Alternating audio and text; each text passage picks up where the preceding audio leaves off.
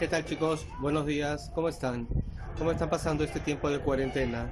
Imagino que estarán estudiando algunas cosas, ¿no? Primero, le damos gracias a Diosito porque estamos con nuestras familias, porque seguimos juntos, ¿no? Recordamos que gracias a Él estamos vivos, no nos olvidamos de eso. eh, el propósito de esta clase, ¿no? De hoy en adelante vamos a comunicarnos por este medio. Entonces necesito que me presten atención porque les voy a estar grabando todos los días, todas las semanas que nos veamos, videos de este tipo, ¿no? En donde voy a tratar de explicar el tema que vamos a estar viendo. Ya hemos avanzado una clase cuando estuvimos en el colegio. Ahora necesito que sigamos avanzando, ¿no? Voy a hacer un recorrido por lo que hemos visto. Eh, Tercero de primaria, ¿no? Esta es la línea de tiempo de la historia del Perú. ¿Cuál es el propósito de la clase? Distinguir las diferentes etapas de la historia del Perú. Habíamos visto que la historia del Perú tenía cuatro momentos, ¿no? Empezábamos con los preincas. Los preincas, ¿cuándo empezaban?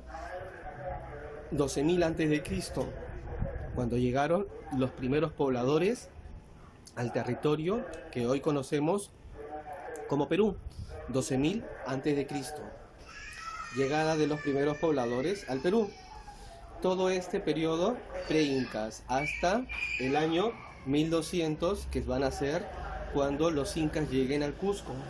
Los incas llegan al Cusco en el año 1200. Desde ahí, todo ese periodo fue el que vimos el año pasado, se va a llamar el incanato, el periodo de los incas. Y ahí viene la conquista y el virreinato. Ese periodo, la colonia. La colonia está comprendido desde que los españoles llegan al Perú en 1531 hasta cuando el Perú proclama su independencia, 28 de julio de 1821. Desde este momento el Perú es libre e independiente por la voluntad general de los pueblos y por la justicia de su causa que Dios demanda. Las palabras de San Martín, que siempre las repetimos en clase, 28 de julio de 1821. Ahí empieza la República y la República va a continuar todo ese periodo de tiempo hasta la actualidad. Nosotros nos encontramos en el año 2020, ahí está. Ahora, coronavirus, ¿no? Todo está contenido en este periodo de tiempo de la República, a partir desde que llega don José de San Martín y proclama la independencia del país. 28 de julio de 1821. Vuelvo, ¿no? Tercero de primaria, ¿qué fue lo que vimos? Desde aquí, los hombres llegaron al Perú, nómades y sedentarios, ¿recuerdan? En un inicio, cuando recién llegaron, eran nómades, después se instalan en diferentes lugares de este país y se vuelven sedentarios. Y de ahí empiezan a trabajar distintas culturas. A este periodo, el periodo preincaico. Y ahí vienen lo que vimos el año pasado. ¿Recuerdan? El Capacuna, el sistema social, los dioses de los incas, las leyendas de origen, Manco Cápac Mamahoyo, los hermanos Ayar. Todo eso nosotros lo vimos el año pasado. Entonces, quinto de primaria, ¿qué es lo que vamos a ver? La colonia, ¿no? Nos quedamos en la última clase que vimos en historia. El año pasado fue cuando llegaron los españoles y vencieron a los incas. Habíamos hecho un cuadrito en el cual explicaba cómo es que los españoles logran vencer a los incas. El diagrama de Ishikawa. ¿Lo recuerdan? Espero que sí. No nos podemos olvidar de esas cosas, chicos. Ahora ya llegaron los españoles. Quinto de primaria. Nosotros vamos a trabajar cómo era el Perú en la época de la colonia, cómo cambia la religión, cómo cambia el sistema social, ¿no? Cómo cambia el sistema económico, ¿no? Cómo cambian las relaciones de poder, ¿no? Antes, en el incanato, ¿recuerdan quién era el que ganaba, el que mandaba totalmente? El Zapa Inca, ¿no? El Auqui, que era su hijo, y la Colla, las principales figuras. En la colonia ya no van a estar ellos. En la colonia van a encontrarse el virrey, ¿no? Los intendentes. Es otro sistema en el cual este lugar que ahora llamamos el Perú se va a empezar a regir. Eso es lo que vamos a ver ahora. Y la república, que eso lo vamos a ver cuando estemos en sexto de primaria. Me gusta volverlos a ver, aunque sea por este medio. Voy a hacerle pausa a este video y voy a ponerles algunas cosas que vimos en cuarto de primaria para poder empezar a avanzar con el tema que tengo previsto para el día de hoy. Espérenme un momento, le doy pausa al video y cambio la pizarra para poder seguir avanzando. ¿Qué tal, chicos? Ya volví. Estamos haciendo un repaso de lo que hemos hecho el año pasado para poder entrar a época del virreinato, a la colonia. Solamente necesito que recordemos algunas cosas. Lo primero que hay que recordar es el sistema incaico. Habíamos visto el origen de los incas, ¿no? Habíamos visto dos leyendas de origen. Voy a ir avanzando uno a uno los puntos que he descrito en la pizarra. Primeramente habíamos visto, como les dije, el origen de los incas. Habíamos visto dos leyendas, lo vimos inclusive de tarea, que ustedes hicieron, narraron las historias en sus cuadernos. Narraron dos historias, narraron la historia de Manco Cápac y Mama Oyo y narraron la historia de los hermanos Ayar, ¿no? Las leyendas de origen, el origen de los incas. Primero vimos la de Manco Cápac y Mama Oyo. Tenía muchas similitudes con la de los hermanos Ayar, el lugar de donde salieron. Ambos salieron ¿de dónde? ¿Sí? ¿Te acuerdas? Ayrton, Valentina, Eidan, ¿cómo están? No, me imagino que se acuerdan, ¿no? Habían dicho que habíamos visto que en estas leyendas de origen, Manco Cápac y Mama Oyo salen del lago Titicaca. Caminan hacia el norte por la cordillera de los Andes desde el lago Titicaca, desde Puno, y donde, recuerdan, una vara se les entregó, una vara de oro, y donde se hundiese la vara, ahí era donde iban a establecer lo que se iba a llamar el imperio de los incas. En esta leyenda de origen, la vara se hunde en el Cusco, y ahí va a ser el centro de donde se va a dirigir todo lo que va a ser el imperio de los incas. En esta leyenda, en la primera, es narrada por el inca Garcilaso de la Vega, Manco Cápac y Mama Oyo. Después vimos otra, la de los hermanos Ayar. Los hermanos Ayar nos cuenta de Betanzos, ¿no? Juan de Betanzos. Habían 4 hermanos: Ayar Cachi, Ayar Uchu, Ayar Auca y Ayar Manco. El primero, Ayar Cachi. Ayar Cachi era el fuerte. ¿Recuerdan? Tenía una onda, agarra una onda con sus piedras, las tira estas piedras hacia un cerro y destruye el cerro. Sus hermanos, Uchu, Auca y Manco, al ver lo fuerte que era, lo encierran en un cerro y se queda ahí. Ayar Uchu era el profeta. Ayar Auca era el que se convierte en piedra, y el que llega hacia el Cusco, el padre de todos los incas, era Ayar Manco. Hasta el nombre se parecía. Habíamos visto similitudes en las leyendas de origen del imperio incaico. Esto, lo primero que vimos, el origen. Después habíamos visto el Cápac Cuna.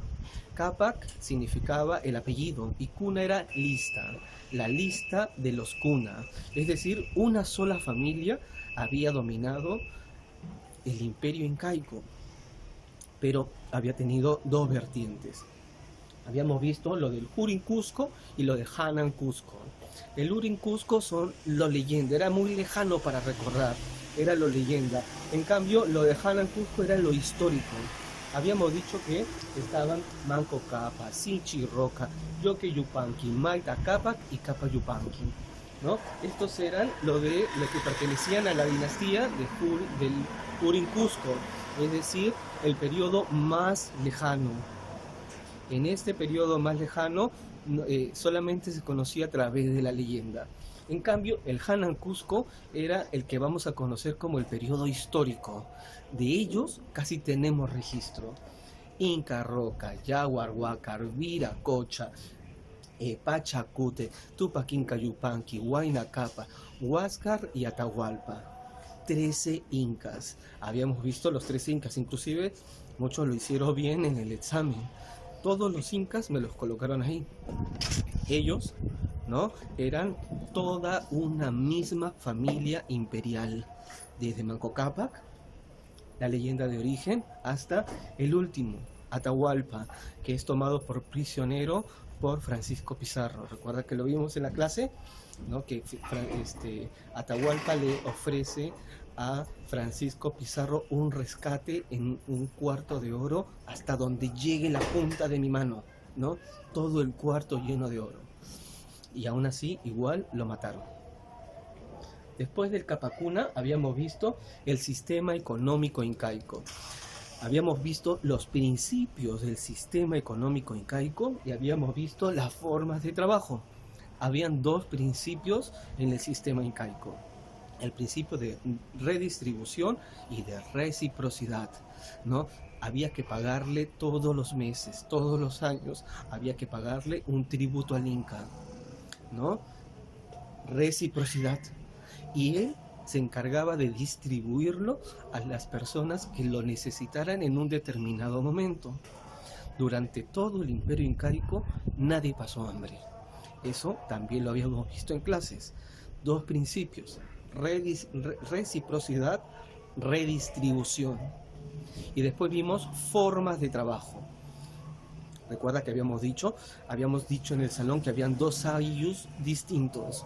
Un ayllus que estaba conformado por la mitad del salón y el otro ayllus por la otra mitad, ¿no? Y había un inca, ¿no? Cuando se hacía un trabajo para el mismo inca, para el Estado, ese sistema de trabajo se llamaba mita.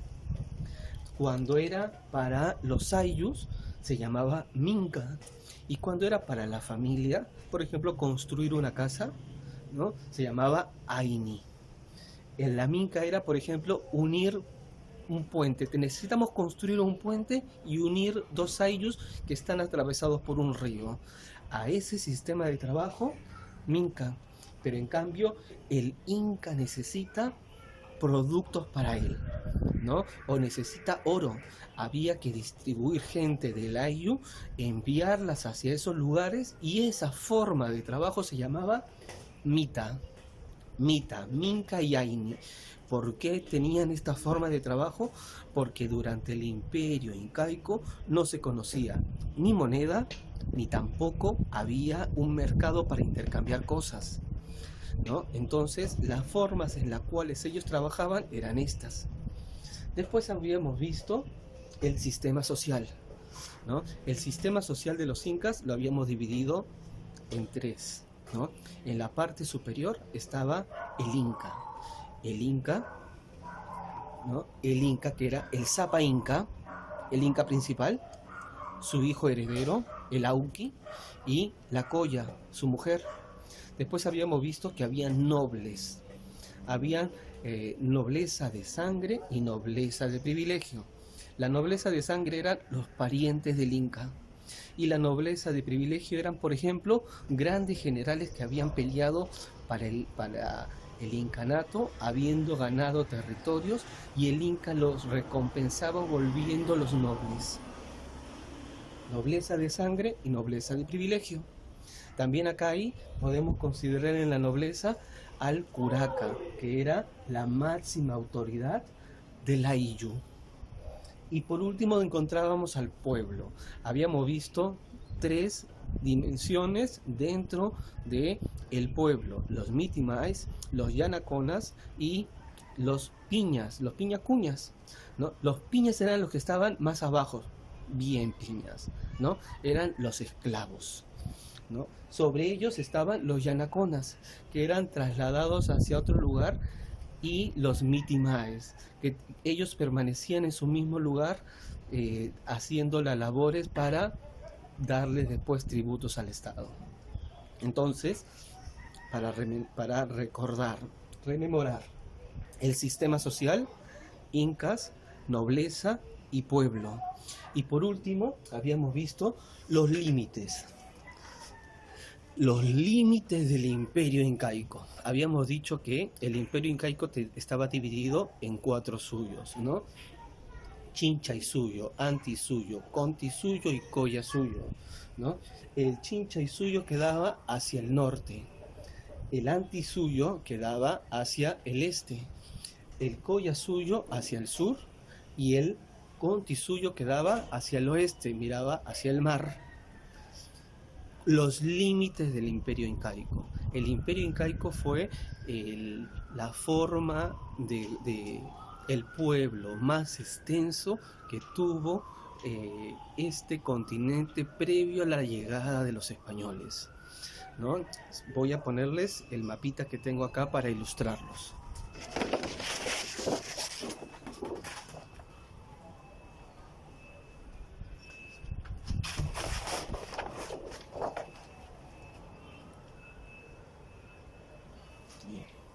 ¿No? Acá en el mapita vemos durante el imperio incaico ocupó los territorios de Colombia, Ecuador, Perú, Bolivia, Chile y Argentina. Por el norte llegaba hasta el río Ancasmayo en Colombia, ¿no? Pasaba por Ecuador, Perú, Bolivia, Chile y el norte de Argentina. Su límite por el sur, ¿cuál era? El río Maule en Chile. Por el este era la cordillera de los Andes y Bolivia. Y por el oeste, el Océano Pacífico. Todos estos países, toda la parte occidental, la parte oeste del continente sudamericano, del hemisferio sur, del continente americano, era el imperio incaico. Como les decía, la parte más extensa, el imperio más extensa que ha conocido todo este continente previo a la llegada de los españoles. Cuando llegan los españoles, todo esto cambia, ¿no? Todo esto que hemos visto el año pasado, cuando estábamos en cuarto de primaria, vamos a tener que reformularlo. Ahora voy a dejarles lo que vamos a ver sobre el mundo español cuando recién llegan los españoles. Vamos a empezar por ahí. Solamente estoy haciendo esto para recordarlo, ¿no?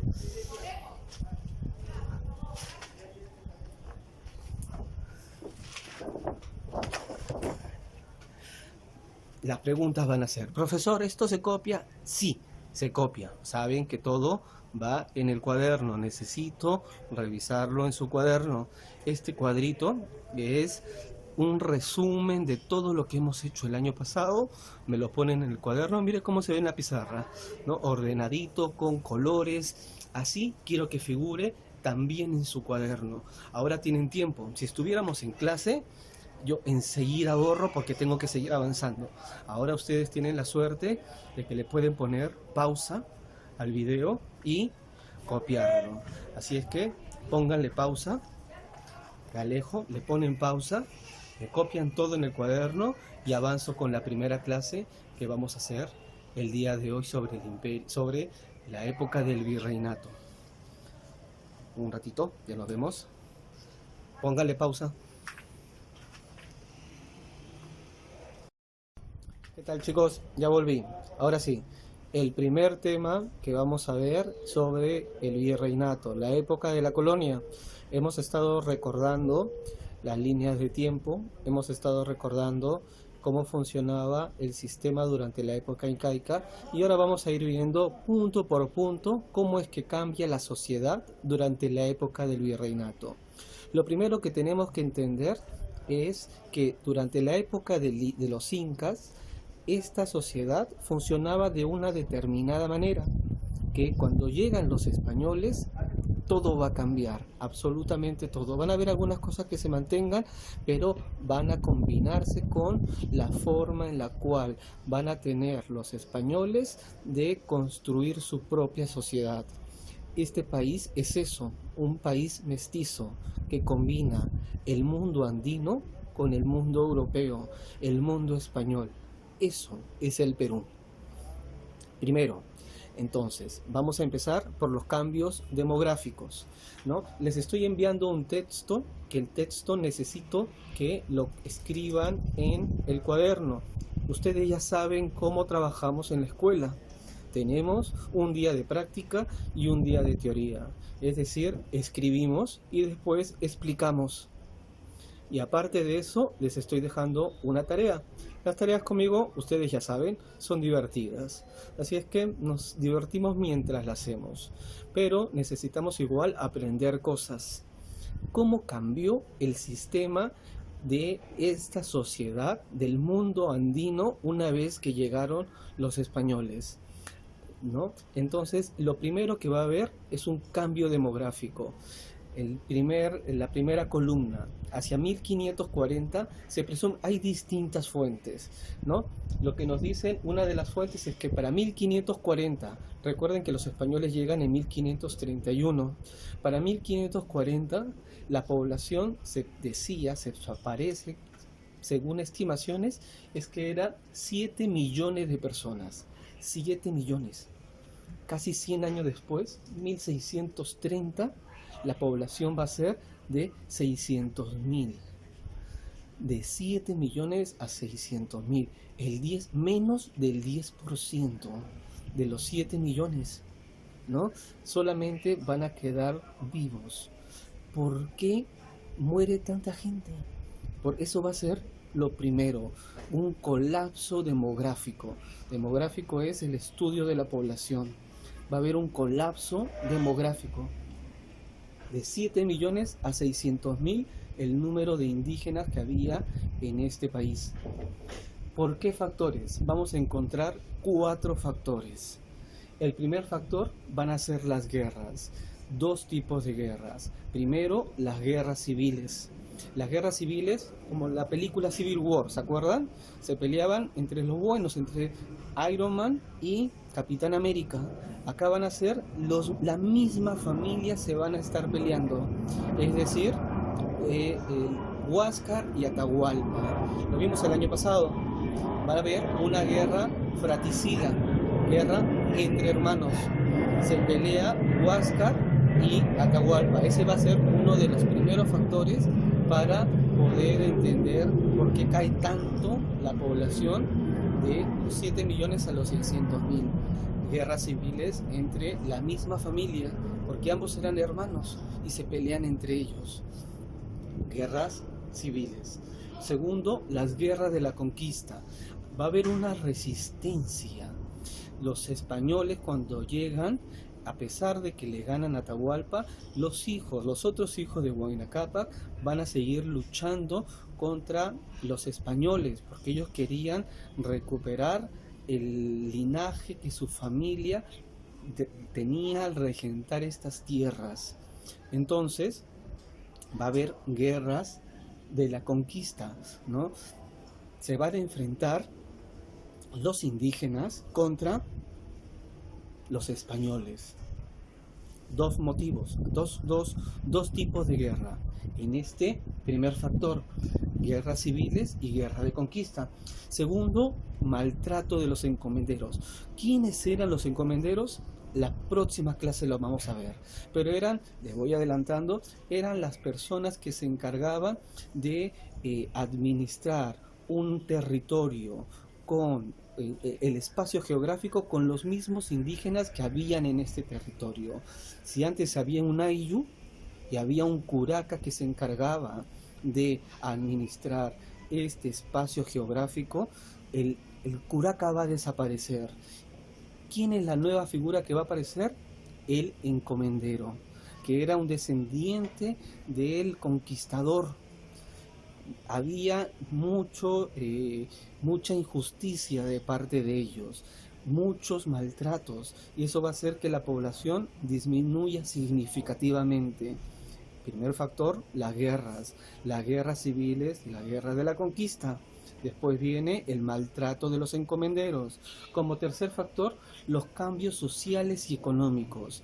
La sociedad, antiguamente había una, lo habíamos dicho, redistribución de todos los recursos, ¿no? En esta época ya no va a haber redistribución de los recursos. Todos los recursos van a regresar al rey de España y los de aquí van a tenérsela que ver como puedan. Ya no se le va a dar si es que pasaban, había alguna hambruna, alguien necesitaba comer, o había algún tipo de necesidad, la persona tenía que vérselas, ¿no? Durante la época incaica no. En la época, el Inca se encargaba de distribuir los alimentos que eran los excedentes. En la época de la conquista, él trabaja, el que trabaja come, y si no trabajas, no comes, ¿no? Era más estricto. Tercero, las enfermedades que trajeron los españoles. Los españoles trajeron algo que no fue ni siquiera consciente, ¿no?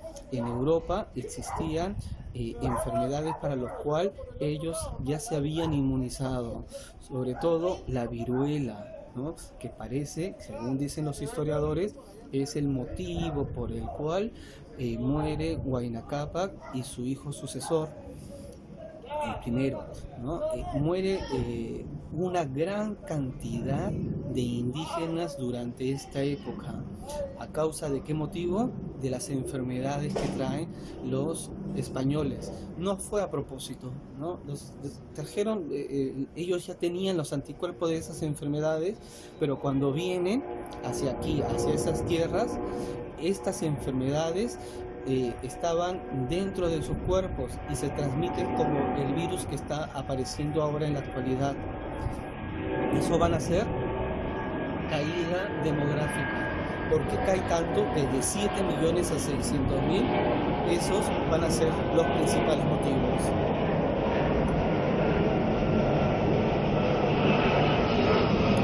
Está pasando el avión, ¿lo escuchan? Después de ello van a haber cambios en la sociedad y en la vida cotidiana. A eso lo que estamos llamándolo como mestizaje, ¿no? Va a haber un mestizaje en 3 sentidos. Primero, en la alimentación, en la tecnología y en la vestimenta. ¿En qué sentido en la alimentación? En 2 factores. En los productos agrícolas y en los productos ganaderos. En los productos agrícolas, ¿en qué sentidos? Los españoles traen nuevos productos que venían de Europa, que ellos comercializaban. El trigo, con lo que se va a hacer el pan, los fideos, la cebada, la vid, la uva, el olivo, ¿no? Acá en Lima todavía podemos encontrar los primeros olivos que sembraron los españoles. Aquí en Lima, en San Isidro, en el olivar, todavía siguen ahí. Y también cambios en la ganadería. ¿En qué sentido en la ganadería? Traen nuevos animales para que las personas de acá se alimenten. ¿Cuáles van a ser esos animales? La vaca, el carnero, el cerdo y las aves de corral, las gallinas, el pollo. Cambios en la tecnología. Durante el imperio incaico no se conoció la rueda.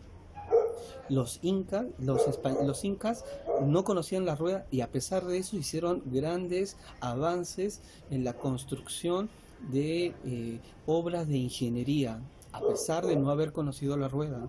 Pero los españoles traen consigo la rueda, cosa que facilitaba, ¿no?, el trabajo y el transporte de cosas. Entonces, la rueda, las herramientas de hierro, la rueda y el papel, el alfabeto, tal y como lo tenemos ahora. Durante la época de los incas no había, pero los españoles lo traen y eso también va a ser un cambio particular en esta época. Las mulas y los caballos. Las herramientas de hierro para cultivar eran más fácil. Hacías un surco con estas herramientas que se metían en el suelo y empezaban a sembrar. Entonces eso facilitaba el aprovechamiento de los suelos para poder cultivar. igual que el caballo, igual que la mula. Tecnología, lo que acabo de decirles, y de ahí la vestimenta. Tal y como nos vestimos ahora, eso es algo que vamos a heredar de los españoles: camisa, ¿no? Pantalón, politos, ¿no? Inclusive las faldas y las blusas para las mujeres, las polleras, ¿no? Las polleras es algo que muchos creen que es indígena, pero no es indígena. Las polleras las faldas que tenían las españolas y que agarraban para estar arriando a los pollos, por eso se llama pollera. Eso es un invento que traen los españoles y era práctico para criar a los animales que ellos habían traído, ¿no? Entonces, cambios en la vestimenta, cambios en la tecnología y cambios en la alimentación, combinado con lo que ya había acá, cambios en la vida, en la sociedad y en la vida cotidiana. Como tercer punto, cambios culturales. Dos nuevos cambios culturales. El primero es el idioma. El segundo es la religión. Antes de que llegaran los españoles, las personas que habitaban en estas tierras no hablaban castellano, hablaban aymara y hablaban quechua. Cuando llegan los españoles traen el idioma de la capital, de Castilla.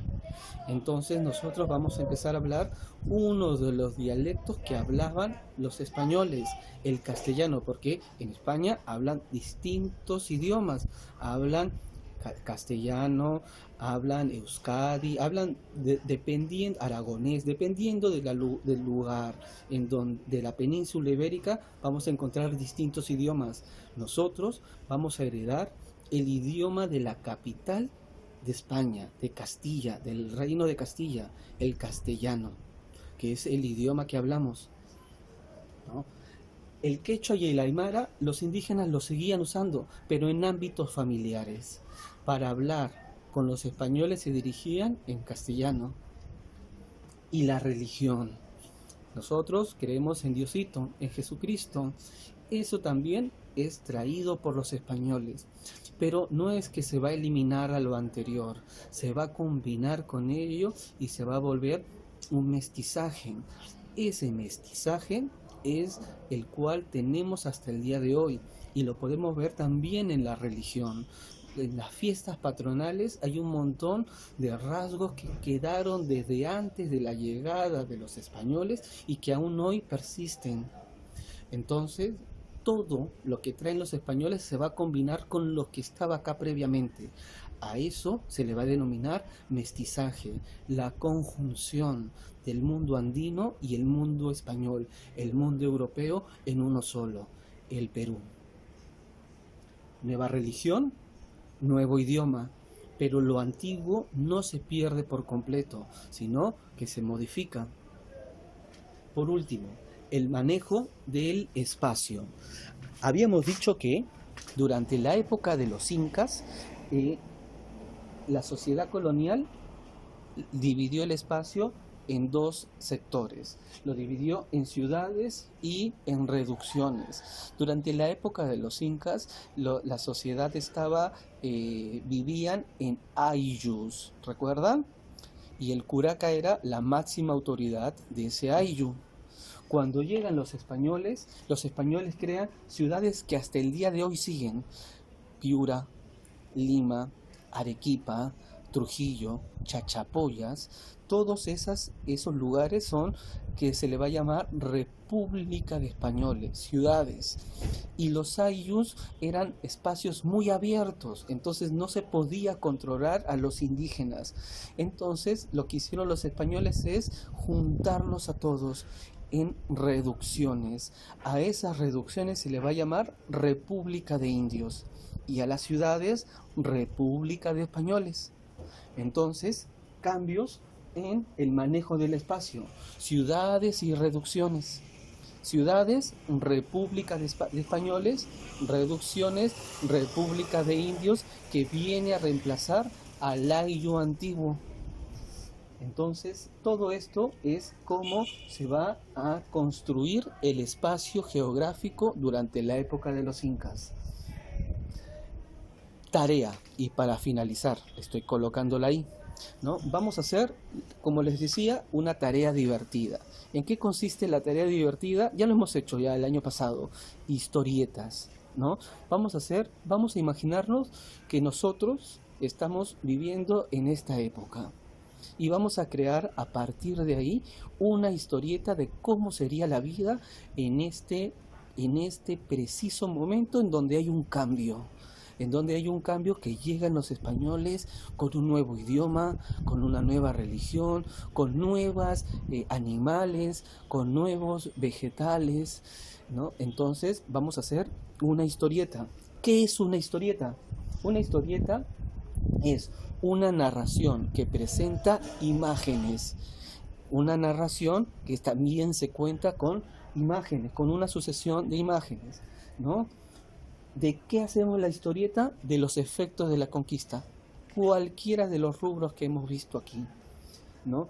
Recomendaciones para la historieta que van a realizar: 6 viñetas como mínimo, 6 recuadritos. Recuerden que la historieta es la unión de las imágenes y los textos. 6 cuadraditos en donde ustedes me van a contar cosas. Indican la lista de los personajes que van a aparecer en la historieta, seleccionan las ilustraciones que van a hacer y revisan la ortografía antes de enviarla. Yo les voy a enviar también el texto que tienen que copiar. Esto de acá es la explicación, pero necesito que ustedes tengan todo el texto copiado en el cuaderno. Recuerden que trabajamos en el colegio 2 cosas: trabajamos teoría y trabajamos práctica, ¿no? Igual, aunque no estemos yendo ahora, igual tenemos que seguir trabajando de la misma manera: teoría y práctica. En la teoría escribimos. Yo les voy a enviar un texto que necesito que lo escriban en el cuaderno. ¿Está bien? Eso es la teoría. Y la práctica es la historieta que van a hacer, junto con la explicación que les he dado para que puedan entender el tema que estamos haciendo. Nada más. Hasta ahí estamos terminando. Espero que me manden las tareas listas. Me gustó hacer la clase con ustedes. Los extraño un montón, chicos, de verdad. Ojalá que ya podamos regresar pronto al colegio en algún momento. Les mando un abrazo. Que Diosito me los cuide a ustedes y a todas sus familias. Nos vemos.